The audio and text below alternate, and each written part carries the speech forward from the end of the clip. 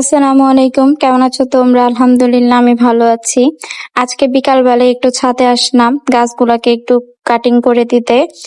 গাছকে যত বেশি কাটাই ছাঁটাই করে দিবে তত বেশি গাছের সুন্দর বৃদ্ধি হবে।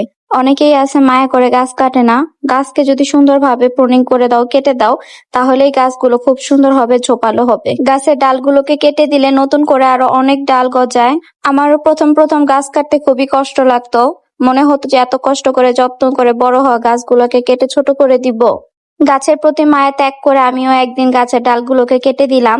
তারপর দেখলাম যে গাছগুলো আরো বেশি সুন্দর ঝোপালো হয়ে বড় হচ্ছে। এরপর থেকে আমিও গাছের প্রতি মায়া না করে গাছগুলোকে সুন্দরভাবে ডাল কেটে দেই।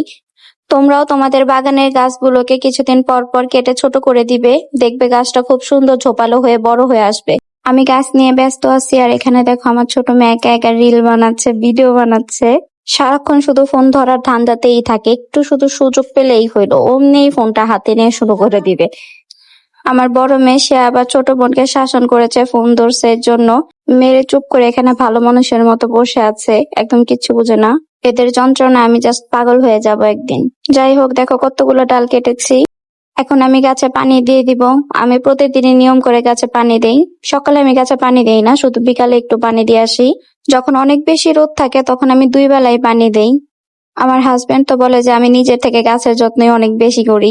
যারা আমার মতো বাগান করে তারাই শুধু আমার অবস্থাটা বুঝতে পারবে, যারা বাগান করে না তারা আমার অবস্থাটা বুঝতে পারবে না। এই দেখো ছোট বোনকে শাসন করে এখন নিজে চলে আসছে। আমার মতো বাগান করতে কে কে ভালোবাসো কমেন্ট করে জানাও। লাইক শেয়ার করতে ভুলো না। টাটা।